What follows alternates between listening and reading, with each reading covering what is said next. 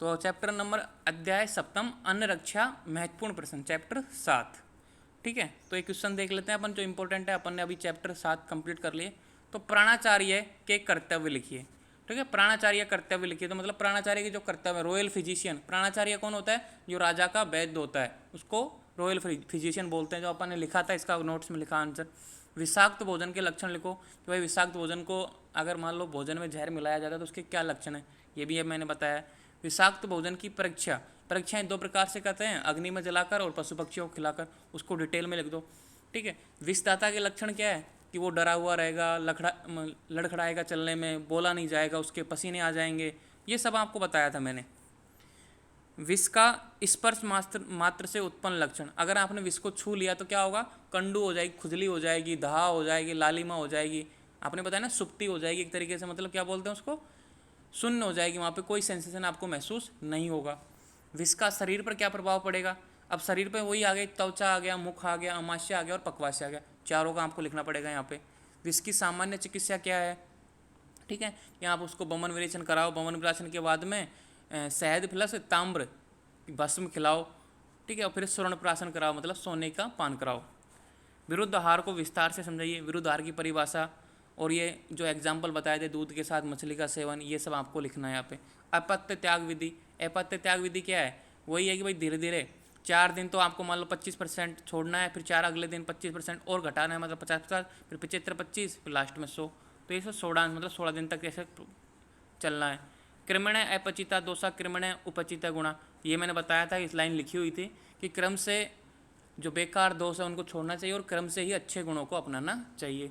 अमाशय पक्वाशयगत विष की चिकित्सा लिखिए। अमाशय और पक्वाशय, मतलब अमाशय ने क्या होता है? स्टोमक। पक्वाशय नहीं होता है लार्ज इंस्टाइन। तो इनमें अगर विष चला जाए तो क्या होगा? अमाशय में तो कराएंगे बमन और पक्वाशय में क्या कराएंगे? विरेचन। निद्रा के गुण बताइए। अब निद्रा के गुण वही है ना जिससे सुख दुख मिलता है, ज्ञान अज्ञान, बताए तो थे ये सारे। देखो, सुख दुख, पुष्टि, कृष्णता, बल अबल, व्रस्ता क्लिवता, ज्ञान अज्ञान, ये बस निद्रा के गुण ही हैं एक तरीके से। ठीक है, अब देखो, अति निद्रा की चिकित्सा, अगर ज़्यादा नींद आ रही है व्यक्ति को तो क्या करना चाहिए? तीक्ष्ण अंजन करना चाहिए। तीक्ष्ण आपको बताया था ना कल, देखो यहाँ पे, तीक्ष्ण अंजन, तीक्ष्ण वमन, नस और लंघन आदि, ये सब आपको कराना चाहिए। तो सबके आंसर मिल जाएंगे नोट्स में, मैंने लिखा रखे नोट्स में। निद्रा का समय, भाई कितना सोना चाहिए? भाई रात्र में एक सम्यक तो नींद लेनी चाहिए, और दिन में सोना है तो आपको रात के आधे टाइम पे सोना है। कब सोना है? बिना भोजन किए हुए। दिवा सोपन किन्हें करना चाहिए? भाई दिन में सोना किन्हें योग्य? भाई दिन में सो सकते हैं। तो जो मैंने बताया था, जो वृद्ध है, बालक है, कमजोर है, अजीर्ण का रोगी है, उनको दिन में सोना योग्य है। अति मैथुन से मतलब एक्सेसिव सेक्स, और मैथुन के अलावा जो बेनिफिट्स ऑफ सेक्स है वो अभी बताए थे मैंने अपनी क्लास में, वो यहाँ पे लिखने हैं। ब्रह्मचर्य से आप क्या समझते हैं? ब्रह्मचर्य का मतलब है कि सम्यक रूप से स्त्री सहवास करना ही ब्रह्मचर्य का पालन करना होता है। त्रय उपस्तंभ का संक्षिप्त परिचय दीजिए। अब त्रय उपस्तंभ में कौन कौन से आते हैं? आहार आता है, निद्रा आता है और ब्रह्मचर्य आता है। तो तीनों की डेफिनेशन लिख दो भाई। आहार की, आहार क्या होता है? जो अपन भोजन करते हैं वो आहार है। निद्रा क्या होती है? जो अपन सोते हैं वो निद्रा है। ठीक है, कितना, अब क्वेश्चन आता है 2 नंबर का है तो नाम लिख दिए। ठीक है, 5 नंबर का है छोटा छोटा लिख दिया। अब 20 नंबर में आ गया तो पूरा विस्तार से लिखो। तो नंबरों के आधार पर आपको आंसर देना है। ठीक है, अन्न रक्षा अध्याय की चिकित्सा में महत्वता लिखिए।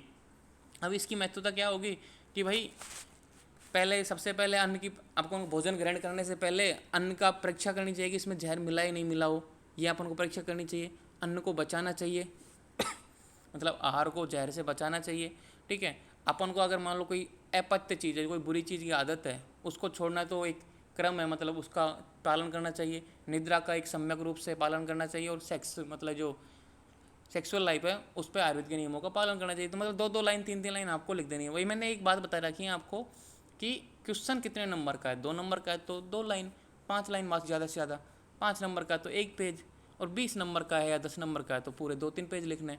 तो सारी चीज़ें हम आपको वही चीज़ लिखनी होती हैं, बस क्वेश्चन का नंबर चेंज हुआ, मतलब कितने नंबर का क्वेश्चन आया उसके हिसाब से आपके आंसर होने चाहिए। ठीक है, तो ये हो गया चैप्टर नंबर 7 कंप्लीट। ठीक है, अब कोई डाउट हो तो मुझसे पूछ लो। किसी का कोई डाउट है चैप्टर नंबर 7 से रिलेटेड तो मुझसे पूछ सकते हो। हेलो, किसी के भी नहीं है? सर कोई डाउट नहीं है सर। चलो अच्छी बात है, आगे बढ़ते हैं।